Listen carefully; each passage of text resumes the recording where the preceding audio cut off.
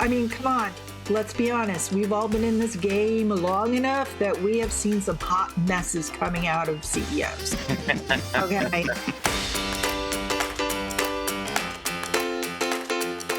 Welcome to the M-Report, where media, marketing, and messaging meet the moment. He is not Arthur Baker. I am not Christopher Barker, but together we are them. Thank you for joining us today. CB, how are we feeling? Feeling good today. How about you? I'm feeling reflective. I have learned that I am not always the easiest person to deal with. So I want to start with this. TLTB, if you're listening, I am sorry. I was 100% out of line. Very few people will ever hear me say that. Even fewer will hear me mean it. But it needed to be said. That's all I have to say about that. Before we take it any further, I'd be remiss if I did not bring out our producer, CB. I think you call him the doctor, which is especially clever because his initials are DR. I call him the chairman behind the boards, which I think has a special Hollywood panache to it. But Mr. Dan Roth. Dan, how's it going? It's good. I'm less on the contrite side like you. I'm more on the feeling good side today. So there's got to be songs about that somewhere. I'm sorry. All right. If some slang comes out of my mouth, it's because yesterday was Bring Your Kids to Work Day. So some little things might come out of my mouth. They're like, what era are you speaking from? 6, 7. All right. CB, you want to bring our guest out? We are pleased to be joined by Cyber and AI Crisis Advisor and creator of Crisis OS 5, Anne-Marie Vandenhurk. Anne-Marie, thank you for joining the show. Thanks, guys, for having me. Chris, we've known each other for, I think I calculated 20 years. I think it's about that, yeah. Yeah. CB, in your opening, you forgot to say all-around fantastic person. I got to meet Anne-Marie as an extension of your network. And I feel very fortunate to know her, and she's just an awesome human being. So it's great to see you again, Anne-Marie. Thank you. That's so kind of you. I back at you. We got the vibe going. We got the vibe going. All the right. vibe is going. So the question is, how much money has changed hands here? None. All right, so let's get into the starting lineup. Love to hear, Anne-Marie, kind of how you got to where you are today. Did the communications come first? Did the cyber and the crisis come first? How did you get to be what you are? I started off in communications, and many moons ago, I wrote a book on social media crisis communications. And when I was supposed to be, promoting it, turned out my website had got hacked. Instead of promoting my book, I spent it trying to get Google to love me again. So I had to have my site scrubbed and, all that wonderful stuff that I still don't understand. So during the process, I was just like, this is kind of like, I don't get it. It was like an Oz thing, and everything was behind a curtain, and, they were using crazy words and terms, and just, I'm like, I don't understand this. Like, why is this so hard? And so I started to learn more about cybersecurity at that point, and then I moved to a new location. And because I specialize in crisis communications, that's sort of like, that was my wheelhouse. And what I excelled at, people where I moved to were asking me at business meetings, so do you do cybersecurity? Now, I'm not stupid. If 12 people say to you over a month and a half, do you do cybersecurity? The answer is yes. Yes, I do. So that sort of got me on this path, this journey to where I am now. I've evolved even more while I'm still very much focused on cybersecurity. I've added in AI generated crisis. So, and I've pivoted more away from just being a communicator to more of a crisis advisor in general, because that's what I found what I was doing more of. I wasn't just focusing on one channel in terms of, how do we talk about this? It became bigger. Your mention of AI, the world has changed and continues to change at breakneck speed and dramatically shorter and shorter cycles. What has changed the most about crisis communications in the last 10 years? And actually, that I may be rephrasing that badly. In the last 2 years, in the last 10 minutes, in the last month. How? Yeah, I mean, I'm fortunate that we also have, Chris on the call, which, him and I can talk ad nauseum about social media, how that really sort of set all of this up. I think what, Chris and I both talked about in our books was how the seeds we weren't actually calling things misinformation and disinformation at that point, but that's exactly what it was. So we've actually, right, we've actually watched it transform to what we see now today, and that's AI. And it's just, I think for organizations, the fact of not fully understanding, social media, not fully understanding AI and those sorts of impacts on a big screen, an AI generated video or photo you can see is absolute rubbish. However, most people aren't watching it on the big screen. They're watching it on these. The Black Mirror. You can't see. Right. You can't actually see.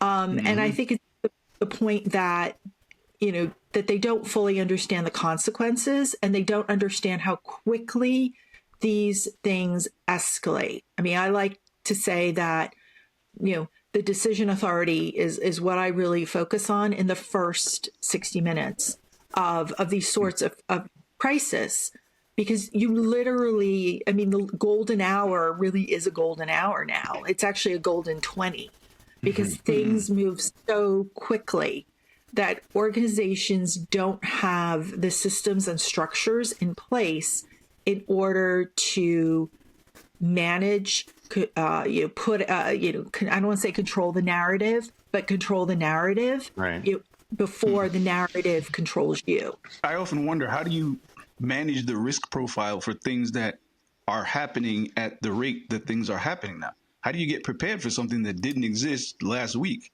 and then it suddenly happens, and okay, what do we do?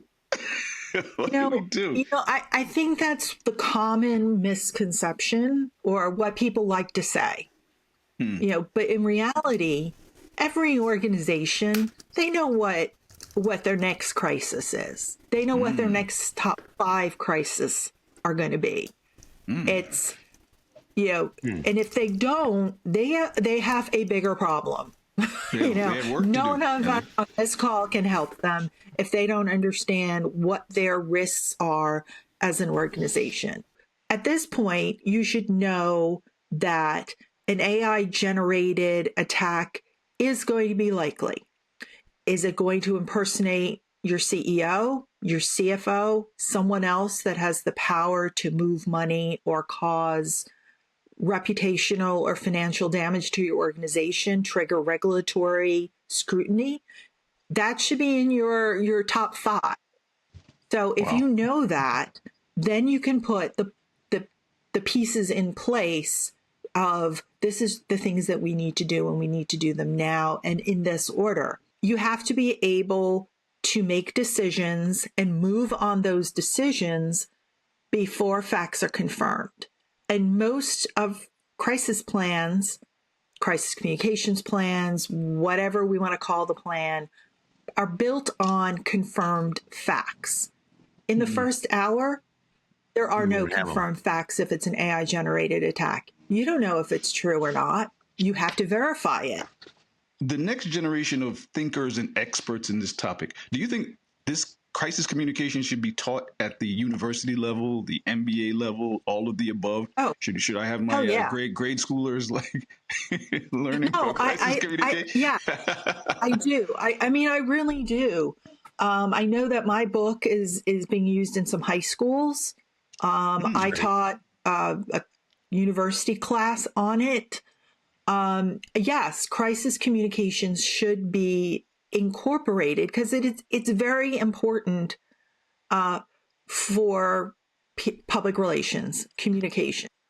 Should it be taught to people outside the communications and public relations realm? Should it be taught to people who aspire to being CEOs at some point? I think so. I mean, come on.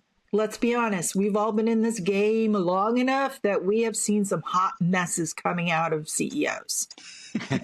Okay, where you're like, different temperatures did you of messes. even? Some hot, some warm, some lukewarm. It's like, did you even consult anyone before you opened your mouth? What you say and what you do as a leader is impactful. Look at Absolutely. the kiss cam with the Right. Coldplay kiss cam. I mean, while that is not business related, that affected the company. Right. That's a really interesting case study of two different approaches to crisis communications too, because the gentleman, as it were, in that situation, he kind of disappeared. But the woman who was caught up with that situation, her company actually pivoted really hard, and they worked to turn the negative into a positive. They worked with the same firm that did brands like Dr. Squatch to get the clever marketing angle. They hired Gwyneth Paltrow as the voiceover to really just put some communication out there that tried to actually take control of the narrative, like you talked about. It was fascinating, and obviously they kind of should have known better as CEOs and executives. Like, that's a whole other conversation about behavior. But it was interesting to see how they kind of handled it. I mean, that's a governance issue that needs to be dealt with, and it's debatable if which approach was better. And again, it all comes down to the company culture, and their risk tolerance. It makes me wonder. At first, corporate heading to social, everything felt like an emergency, right? Everything felt like they're mentioning us. This is a crisis. We have to control what they say. It still is.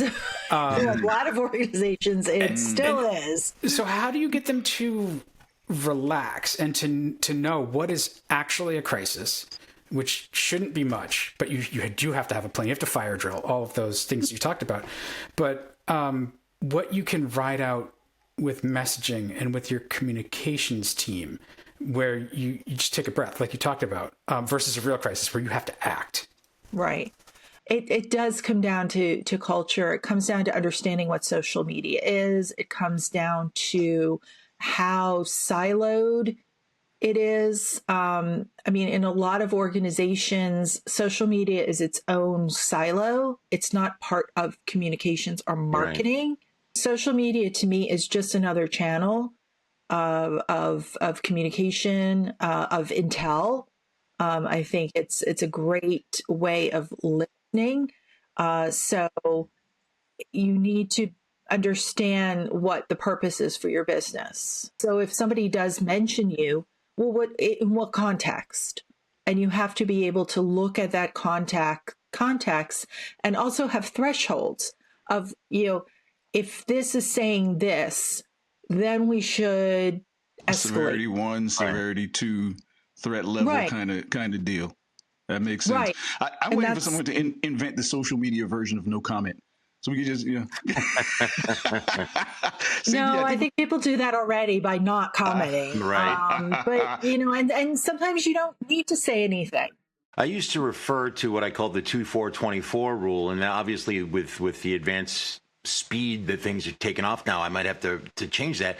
2-4-24, the first 2 hours of a crisis, you're in information gathering mode. You're not reacting out of panic. You're not saying something before you've had the opportunity to really think it through.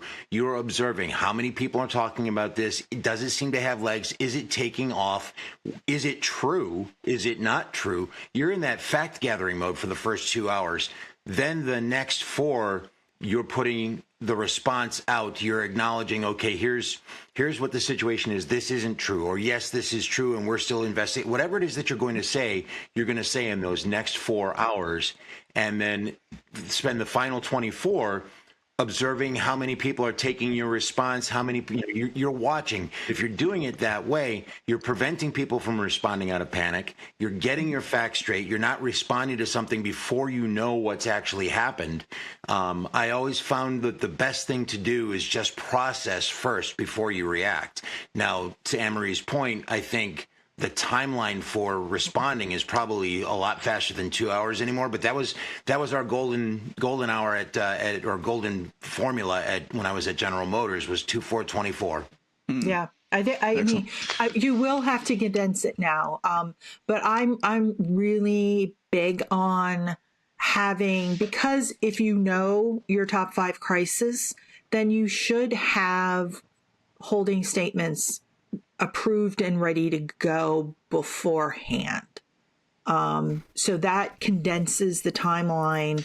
So while you're figuring it all out, you can have something to say and not let others hijack the narrative from you, because once you lose it, it's lost. Right. So should we assume that everybody listening knows what a holding statement is and what decision authority is? Okay, so a holding statement is a brief statement that I like to say buys you time. Yep. It's the statement that isn't going to be the end-all, be-all statement that's been released both internally, externally, both. It's the statement that sort of says, hey, we hear you. We know what something's going on. Yeah, we're on it. We're on it. We're doing something. We're looking into it, whatever. Right. Whatever. I really advocate that you have those pre-approved by legal. So there's less friction. They're approved by the committee, so to speak. The committee, yeah. Beforehand. And everyone needs, at least in my experience, everyone in the organization needs to understand that these have already been approved. Yes. Because I have run into issues where the holding statements exist and they've been approved. The lawyers saw them, the HR department saw them, the C-suite has seen them, but then the crisis happens and everybody forgets that these were approved already. And all of a sudden you're running further and further behind because you're going and getting second rounds of approvals. So, I think part of being well prepared for a crisis is making sure everybody understands these are the statements the communications team has already run the traps, and this is what we're going to say. We could talk about this topic like forever, just because, it's so important because you can execute your response plan, your crisis plan, everything to the highest degree. But if you haven't got the comms right, that's all you're going to be remembered for. Right. So this is really an important topic, and we can pivot this, and this is for a separate conversation. But this is why communications, public relations needs to be at the table, upstream instead of always being downstream in reactive modes. That's for a separate podcast conversation. Oh, that's a mic drop there. We're already in crunch time, it feels like. CB. We are. Yeah, we are in crunch time. It is time. It's crunch time. Put the ball up. Emery, I am the unofficial sound effect for some of our transitions, so don't be alarmed. Okay. If you hear me making that noise. Okay. CB. All right, Anne-Marie, let's go through the list. There's Sony Entertainment, Marriott International, Oracle Cloud, Microsoft SharePoint, on and on. The list of companies that have been forced to confront cyber attacks and data incidents is longer than the list of companies who haven't. Right. And if you haven't been hit yet, consider yourself lucky and consider it just a matter of time. You talk about the first 60 to 90 minutes as the critical window for dealing with a crisis. What's actually happening inside an organization during that time that causes leadership to freeze, even when they have a plan on paper? I have to say it's the decision authority. I've had the opportunity to speak to many leaders across the board, including communications leaders, about what happens in the first 60 minutes of an event. What seems to break down is the decision to move when information is incomplete. That needs to be done ahead of time. Like, that has to be decided. Who's allowed to say what when facts are incomplete? To put a sports metaphor together here, Mike Tyson said it best. Everyone has a plan till they get punched in the mouth. Right. I am proud of you, Doctor. Chairman But, behind the board. but if you're trained well, you punch back. So you have a very cool Sure. name, worthy of a Bond villain, if you will. And I think your product, I mean, it would give GoldenEye and Moonraker a run for their money. So tell us about your offering, your framework, and what does it actually look like in practice, and what does it change about how leadership teams set themselves up for success or less than disaster after an incident? The framework has been in my brain for about 30 years of just being in crisis situation. There are these 5 pillars that help organizations during crisis. And it's not communications based. I mean, communications, of course, is a piece, but it's more of a holistic approach as to the connective tissue that sort of sits above all the plans, all the silos. Because what happens in crisis is there's lots of silos. I mean, I know, Chris, you worked for IBM, GM, big brands. There's a whole lot of silos. And a lot of times when there's an event happening, the first time you meet someone is when you pick up the phone and say, I need you to do X, Y, Z. And they're kind of like, what? And that happens a lot. So the framework, there's 5 pillars. You've got the risk intelligence, which is, as comms people, it's our monitoring. What are we listening to? Like, what are we actually hearing? How do we determine that there's an emerging risk? The second is rapid response. Establish that decision ownership. And what that means when the pressure's on. Third, of course, something near and dear to all of our hearts is crisis communications. Is make leadership visible. Have everything aligned, and that means security, C-suite, comms, legal. They're all aligned ahead of time, so nothing is a surprise. Simulation readiness. This is more for like the preparatory work. Like, how do you be prepared? How are you sharp? Which is, you need to be constantly stress testing your team, your plan, make things realistic scenarios, and get people sweating, because that's where you're going to find those gaps. And when you find the gaps, then you can address.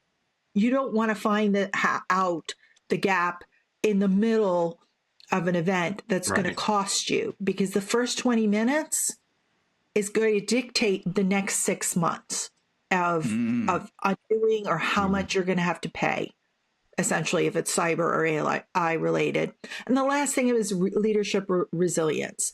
It's making sure that your leaders are briefed and strong and have those capabilities to lead during these uncertain and fast moving events.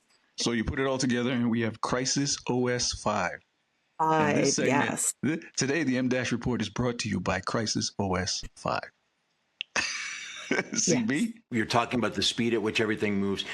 Deepfakes and AI-driven misinformation are showing up as often as data breaches, and they're happening faster than traditional crises. But how does the leadership team make a credible first decision when they don't even know whether something is real? How does that work when you're still trying to process whether something is actual or whether something has been made by a bad actor?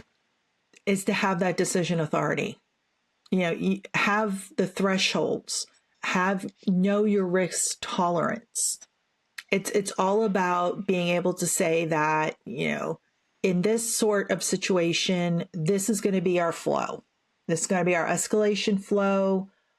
This is going to be our predetermined statements.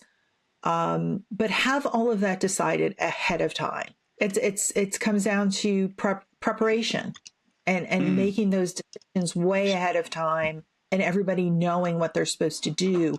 Make things muscle memory. If I'm hearing you correctly, then every Fortune 500, every business, whether they're aspiring to be into the Fortune 500 or their mom and pop, should have a plan for when somebody deepfakes them. And you should just assume that that's going to happen. I mean, just think of, yeah, I mean, just think of a small business, like a restaurant. Someone can fake a receipt, or Right. fake reviews, and all the way up to Fortune 500, where the CEO is supposedly saying, I've sold this many stock because the company's tanking. Regardless of the size of your business, you have assets and resources that can be deployed or misdeployed. And sometimes it's the smaller players that the scammers will go after first because they're easier and you can do them in bulk and mass. So, I was very good I point. was I was at a chamber meeting yesterday evening, and I was talking to a gentleman, and he was like, "Yeah, I'm part of a small engineering firm, and somehow my email got spoofed, and one of our customers was getting email from this guy going, 'You need to pay your invoice,' blah blah blah." Oh, And boy. he's like, "I just happened to call this customer, and this customer's like, 'Why are you like stalking me for this invoice?'" And he's like, "I'm not." If I'm not mistaken, one of the things that you offer clients, Anne-Marie, is the simulation of a crisis so that they can learn how, where their gaps are. And when you're working with CISOs, general counsel, leadership teams, what do most organizations actually discover about themselves when they're going through these simulations? What's the big light bulb moment that happens for them? That they're not as prepared as they think they are, and that they don't have the depth of their bench set up. Where a lot of things break down is, Arthur's on vacation, but Arthur didn't tell anybody. There's nowhere in any kind of documents that say who Arthur's backup is. Mm-mm. And what if Arthur's backup is Chris, and Chris is out of the office too? Who's Chris's backup? And then you multiply that by a global operation, and that becomes a very hairy situation very quickly. And time zones, yeah. So, yeah, I think organizations find out things that they thought they had set, but didn't. Who's able to decide what when? They don't name the person, they name the function. I'm like, yeah, well, the function's not going to do you any good. I need a person. Right. The clock starts ticking because you actually have to document and then do things. So you have to have systems and these things in place before these happen. We got a call from the state attorney general, and that's never happened before. What do we do now? Yeah, Right. I've been front and center for some of those. Right. No, you have, Arthur. So you know that when that call comes in, you better have an answer. You can't be like, oh, yeah, I don't know. They don't care. There are laws on the books that one must follow. And if you have any data in Europe or any customers in Europe, then you're looking at GRP. So if a CISO or information security person or persons are out there listening right now, and their organization has never done a crisis readiness audit, Anne-Marie, what is one governance gap that they've almost certainly overlooked and are a risk they're carrying and don't even know it? I say decision authority. That's what I heard. Comes back to decision over authority. And over again from when I was having conversations with CISOs, CMOs, chief risk officers, general counsel. They all said the same thing: is we don't know who's accountable when we are trying to figure out what's happening. So who is best to make those decisions then? When you're preparing your clients, who do you say should have the decision authority? Where does that fall, and who's the best best situated to make those calls? I vote for communications. I mean, and no, because a lot of times in a crisis, it defaults to communications. It's not our role. It defaults. What can we say? Or no, just say something. And we it's tend like to pick things up when no one else will, I find. Right, and we operate in such a way that we're used to coordinating across multiple stakeholders. So we just naturally does such and so know what we're about to do? Is it? It's default. Versus by plan or design. Right. And what happens when things happen in default? They could go good or they can go wrong, and who gets blamed? Really wrong. Right. So when you have a decision authority, escalation flow already pre-decided and in place, you can defend that. It comes down to the actual organization and their structure and their culture and how they want to do things. Yeah. But the most important thing is to have it decided and documented, then practiced. And agreed refined. To your points earlier. I think that brings us to buzzer beaters. We ready for buzzer beaters? I think we are. Meow, meow, meow, meow. It's time for buzzer beaters. So why don't we kick it off? And you know where I'm going to take it, right, CB? Yeah, well, I know exactly where you're going. So Diana Russini, NFL reporter for The Athletic, resigned recently after the leak of some chummy photos of her and New England Patriots head coach Mike Vrabel, the kind of person it's her job to report on. While both parties deny any impropriety, is it fair that Russini is the only one of the two who has faced career consequences so far? CB, I'm going to start with you. I definitely have an opinion on this. You know, if the Athletic does an investigation and finds that her reporting was not compromised and there was no bias toward, toward the Patriots or toward Mike Vrabel, then I think the only people whose business this is Mr. Russini and Mrs. Vrabel. If the work didn't suffer, if there was no bias, if it wasn't changing things, then it's nobody's business. And you've got to remember, being close and having close access to sources has been a part of journalism forever, sports journalism forever. You know, if Mickey Mantle thought he could trust you not to talk about how much he drank, you were going to get good stories for the New York Yankees. So for me, I'm looking at this and I'm thinking it's nobody's business if her work didn't suffer. And I want to call out the fact that she is the one who lost her job. Mike Vrabel hasn't had any consequences. In fact, he was able to just say, well, I talked to my team. He's had consequences, just not public career.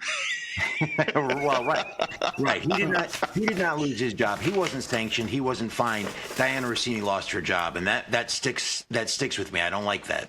I'm going to go to our moral compass. Dan, what are your thoughts?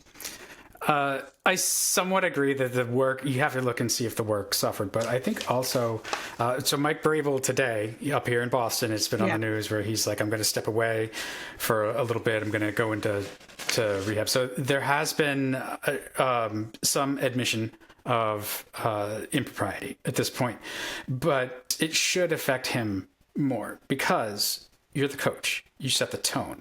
You are the example for the team that is full of young men who are between 18 and 35 very usually. Young.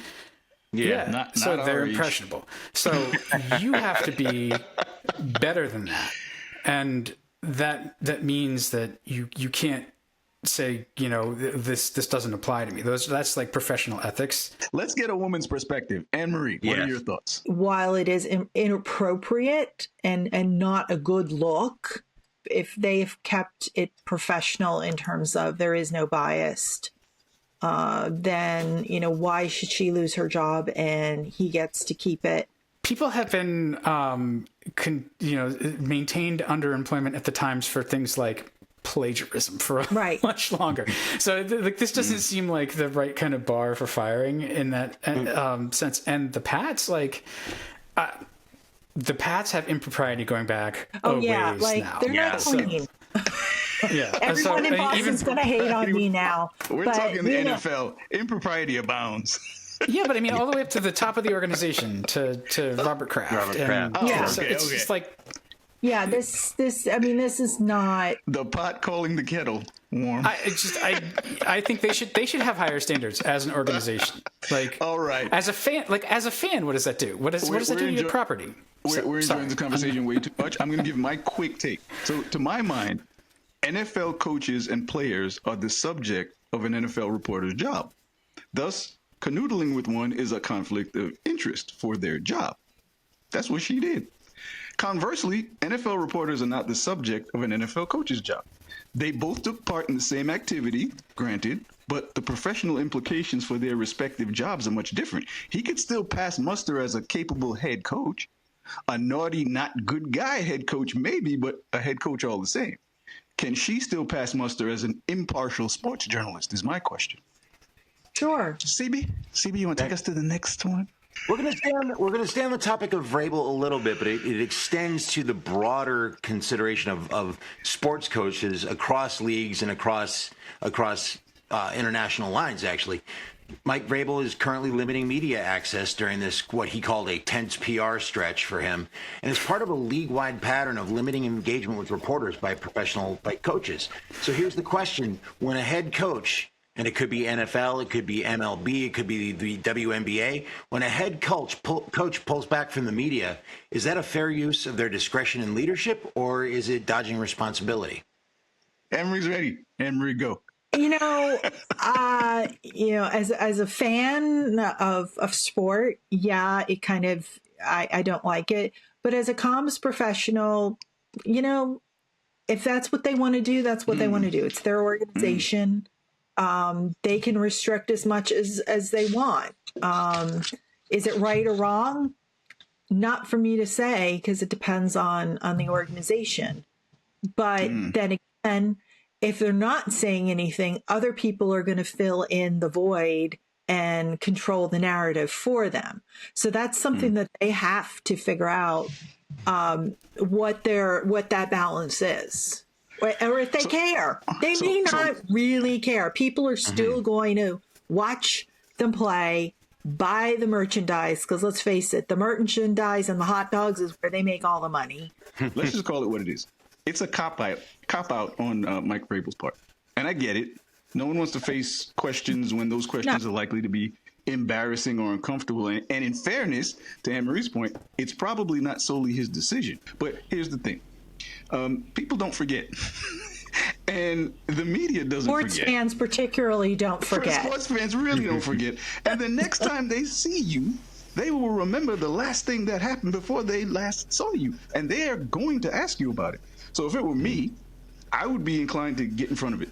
Take the beating, let them get out their slings, arrows, and axes and get it out of their system so we can just move on. Not just talking about Vrabel, but from coaches in general.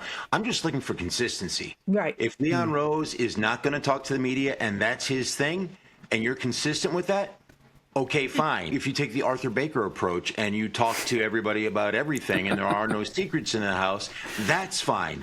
Where I have a problem is where Mike Vrabel has been traditionally pretty open with the press, and now when it's in crunch time, when he's got some bad news going on, now he doesn't want to talk to anybody and he's just going to keep it with the team. That's where I think the problem is inconsistent application of the I think legal. There we go.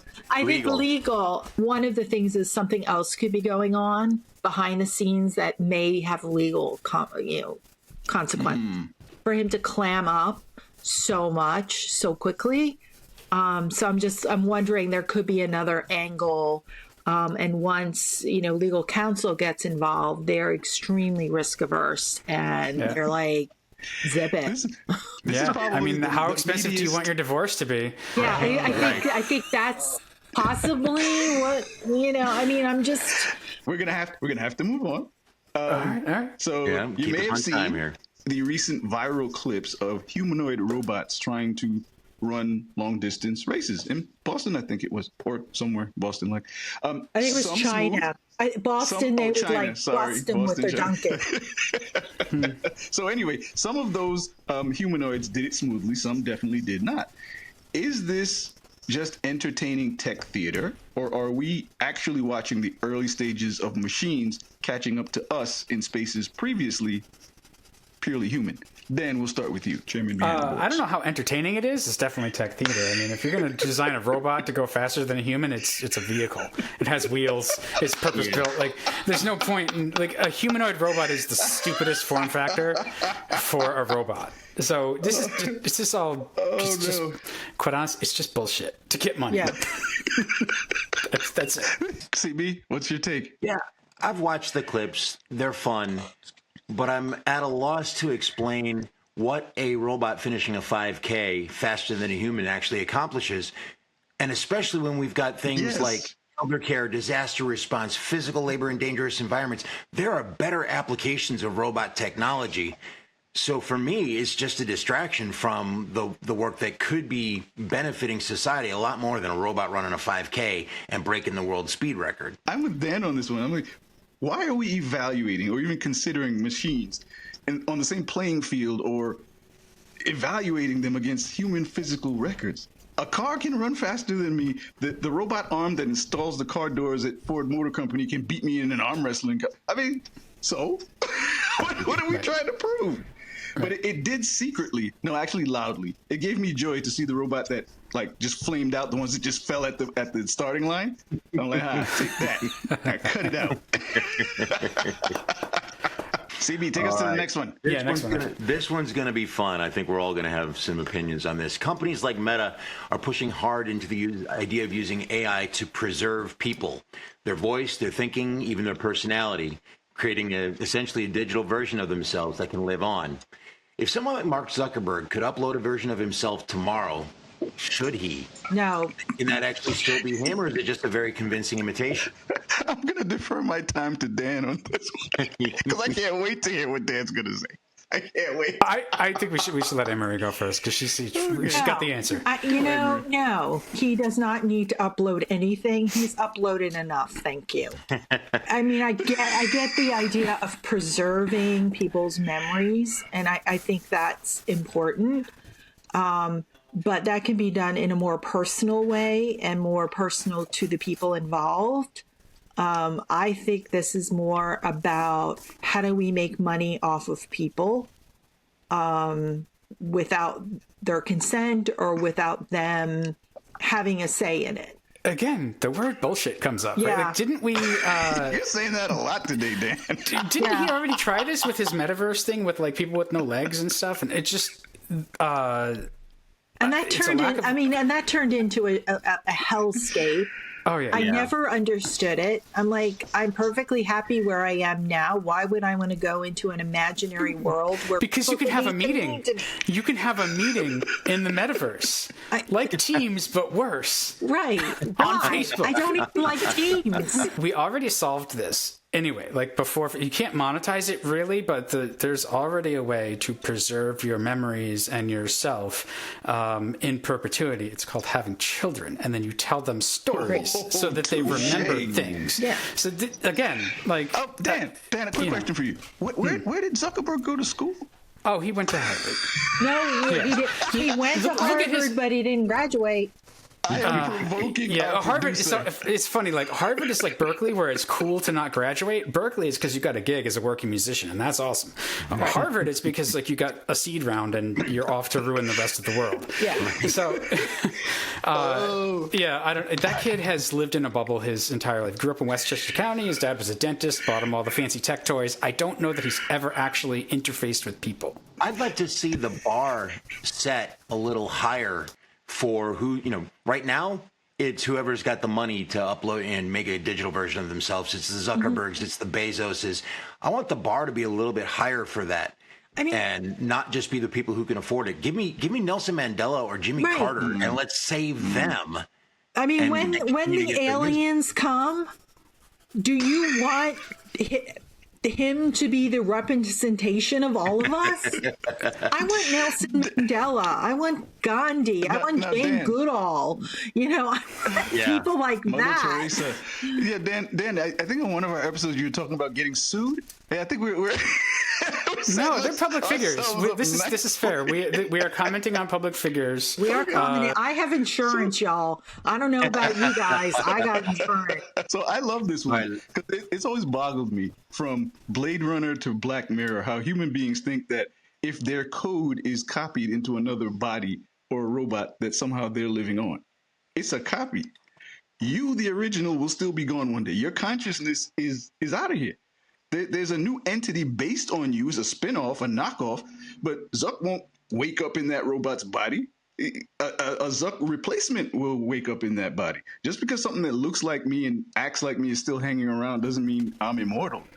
one day I will be gone, and we're trying to outrun the timekeeper, as it were. So it's the ultimate arrogance, and I think as I near 50, I'm Dan. just like. I'm just like, at a certain point, you just have to be good with it being over. Okay, so next beater. So Tesla is facing lawsuits from car owners around the world who say the company overpromised on its self-driving product. The Wall Street Journal reports that drivers in Europe, Australia, and the U.S., some of whom paid a pretty penny up front for lifetime access to full self-driving supervised features, are frustrated by outdated hardware that can't run. They can't run the software, so it's kind of a wash. What crisis playbook should Tesla be following right now? What should they be doing from a PR standpoint? And fun fact, Tesla did have a PR department at one time, but hasn't in years. Anne-Marie, I'm going to start with you on this one. There's so many things I could say here. And none of them are positive. It's just, the fact that they lack a PR department is terrible. But my question is always, even if they had a PR department, would anyone actually listen to them in power? Right. So that's the big question there. What kind of playbook should they be following? They should be following the playbook, build a good product and test it and make sure you're fulfilling your brand promises before you go spouting your mouth off. These are things that should have been sorted out in production. In testing, I come from, of course, the cyber background, and I was involved with vulnerability management. So, these are things that are commonplace when you're building a product, be it, a car to a computer to whatever, is you have to do security by design. You have to be able to update your product in a way that's appropriate. So yeah, they've got bigger issues than PR. Like they need a totally different plan. They need help. I'm hearing a lot from Anne-Marie that points to leadership, and I know we've had some conversations about the leadership of Tesla. But anyway, CB, what's your take? We have, and I'm not going to jump on. I'm not going to bite at the bait on that one. I think from a crisis communication. Well, first of all, just. The concept that hardware could become outdated is hardly new. They probably should have seen this coming and not made promises that they couldn't keep. But what they should be doing now is acknowledging the issue. Maybe they made the promise in good faith. Right. Maybe. I'm shaking my head internally too, Dan. I know the leadership of that company, and I don't believe they made the promise in good faith. But let's say, for sake of argument, mind you, he wasn't taking the bait, but here he is. And here I am taking the bait. Yeah. Say that they did make the offer in good faith. Now it's a simple question of making things right and going, we thought we could, but we can't deliver on this promise. I'm going to give you your money back, because that's going to be cheaper than the eventual court settlement that they're going to have to reach, with all these people coming after them for making hardware that doesn't evolve with software. Another auto insider. Dan, what are your thoughts? The good faith argument, yes, it would be to give the money back or to refund. But first, they knew it couldn't do it in the first place, because nobody can do it. Even Waymo, who's possibly one of the furthest ahead, with Google money and the best team in the business, with John Krafcik at the helm for many years, they couldn't get there yet. And so there's no way that Tesla's system, which has half the sensors of most other systems that are further ahead, is anything other than kind of fancy cruise control. And it's hugely irresponsible, and it always has been, to call it autopilot and to call it full self-driving and to charge $25,000 for it, all of which has done wonders for the bottom line of the company, the shareholders, and the very pliant board, all of who are handpicked by the leadership who didn't listen to the PR department, and that's why their PR department split. And so this one is definitely down to leadership. I think their PR move if it were a properly run company, it would be to really put the brakes on that and say, here is what we're doing. It doesn't work. Here's what we're going to give you. If you're not going to give the money back because deposits and because they probably don't have it.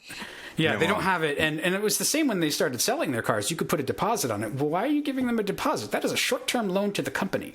Yeah. That they can then they turn that into revenue, which then they use to fund the thing that they told you they could already do that they couldn't, but they needed your loan to get. It's a capital raise. Come on, like, are we that? Yeah. Anyway, but the thing is, it's just sold as this fantastical, wonderful, and everybody likes that like the metaverse object. Yeah, you want to be like the Jetsons. You want to be the cool kid who's doing your makeup while you're driving on I-95 at 90 miles an hour, and the car is supposedly driving itself. I mean, so the first thing I'm going to say here is, freaks me out. I like driving. It freaks me out too. I will echo a point. See what happens when you let your communicators leave, or you get rid of them for efficiency or whatever sake. Let this be an object lesson. I would advise them to start with those frustrated customers. So they're a fixed and finite population, and with the resources at their disposal, allegedly, they could do some pretty cool and special things for those people to win them back over and create publicity that might generate some goodwill. Give them tickets on the first SpaceX flight to wherever. Put all those customers in a new car every year. Every year. As you progressively improve the tech. Let them experience and live the improvement journey with you. Address the problem. Make them beneficiaries of the fix. Make them evangelists. And make the rest of us witnesses. That's what I would say. Do right by those people. And let us see you doing right by them. I'm not a PR guy, but... Upcoming graduates may see hope in the job search, which is good news, as the Wall Street Journal reports. A survey of the National Association of Colleges and Employers finds that companies are poised to ramp up graduate hiring by 5.6% versus last spring. Is this a turning point for jobs across age demographics all the way? Is AI kind of slowing in its march to take all the jobs? Arthur, we'll start with you. Well, first of all, I think this is really great news, and it's positive. Speaking of PR, I think it's a brilliant PR move for companies to be seen as interested in hiring human beings, especially early career human beings. I think the hype train about AI has, and it being able to do every job, has just run it. It's being overplayed by greedy companies who didn't care about people in the first place, and the AI industry and the CEOs trying to impress their shareholders. But the talent pipeline is a necessity to fuel corporate leadership. You can't have a middle or a top if there's no entry level. I don't know if the tide is turning here, but I think some smart organizations are going to pick up some good and willing human talent in this cycle, and they're going to benefit from it in the long run. So yay for that. Yeah. Anne-Marie? A lot of organizations just lost their minds over AI and thought that was going to be the be all end all. Really just jumped into it without understanding the full consequences of AI and ridding themselves of humans. And, to Arthur's point about you need to be able to feed the talent pipeline, because you have to have jobs for people in order to continue doing business. To have customers to sell stuff to. If there's nobody with a job because the robots have all the jobs, then what? Right. Well said, Anne-Marie. Well said. Dan, any thoughts? I think it's encouraging. I am skeptical of all the numbers of the jobs report we had this month too, because they usually look at the wrong one. They're not looking at the household survey, and the household survey is outdated. So I need to dig into this report a little bit more to make sense of it. But if it's actually up for entry level, that's good. Those are my kids who I'm going to go live with for retirement. So that's great. Give them a job. Yeah. What I worry about is not necessarily the entry level job. I think that's great that they're coming back. That is good news. But if AI is taking jobs, are they taking the middle rungs of the ladder? Is the corporate job ladder missing rungs now? So you come in at an entry level, And then the next level you run the place. Up is Become the CEO. AI. Next step. There's no middle step. So I would need to see more data before I get too excited about this. I mean, it's always a good sign. I want to be happy about it, but like Dan, I need to see a little bit more and understand. There needs to be proof in the pudding. Levels. Yeah. We're gonna wrap this up. We're gonna wrap this up on a running note and a Boston note, because we've been on Boston all day. We've been smoking the Boston pack today. So Nike found itself facing harsh criticism this week for a campaign some called tone deaf before the Boston Marathon, with signage in front of its flagship store on Newbury Street suggesting runners welcome, walkers tolerated. Was this a non-inclusive whiff, or do we need to relax and take a joke better? Whatever else may be said about Nike, they don't usually commit unforced errors in marketing. Anne-Marie, I'm going to start with you. Yeah, I'm really torn on this because, when I first saw it, like, wow, that's like an ass move, but then I think we just have to kind of also relax, like be like, whatever. But a brand that is always about just do it. So what if you're participating in the Boston Marathon and all you can do is walk? You're doing it. You're just doing it. So I think it was really off brand for them to have that sort of tone, because the whole point of being involved in sport is to sort of push yourself. Everyone can play. Yeah. CB, your take. First of all, if anything should cost Nike in the long run, it is those god-awful, hideous City Connect uniforms that they make for baseball that look like beer league softball jerseys. Don't even get me started that on was those. The creative direction. I could see the meeting with the agency. There's a contingent out there that is going to have a problem with anything a big company does. Yeah. And that, again, non-inclusivity, not recognizing the triumph of finishing the Boston Marathon, whether you had to walk the last 7 miles or not.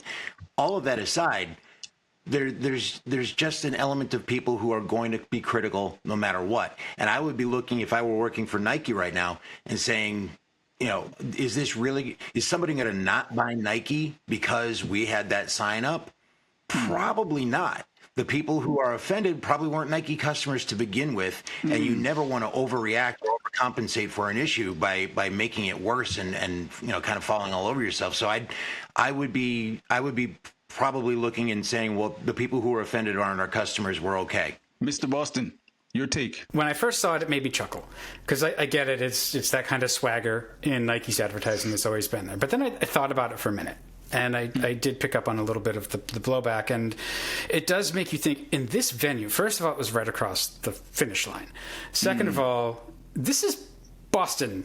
10 years ago, there was a bombing near the finish line. Tons of amputations and injuries from that bombing. So now you've got people who still remember that, who may now not be able to run, but they still want to participate in the marathon where they got hurt. So it's complicated. I agree with Chris, though. I think it to a degree, it's not your customer. And the best thing they could do, which I feel like they didn't do, was to have a response ready. You're going to offend some people, especially the best advertising does that. It takes a stand. Okay, so what is your stand? Well, your stand is not to Streisand affect it and change it. Like, that's even worse. I thought that sign was pure Nike. It's part of why I studied advertising to begin with. I was always in love with Nike advertising. Now, maybe society's sensibilities have and tolerance for the hardcore jock attitude have changed, and rightly so. But Nike has always had to carefully walk, no pun intended, the line between being a high-performance sports competitor snob brand and selling shoes to the mass rest of us who, walk into my mailbox as an Olympic sport. I'm no runner, but I love a comfortable running shoe. I have no vertical to speak of, but I'm a basketball shoe person. But I also consider myself a fierce competitor, to Anne-Marie's point, that not on a basketball court or a physical playing field, but, being a New York City youth, there was like a cultural brand affinity of where I'm from, where I'm trying to get to. And Nike said, you know what?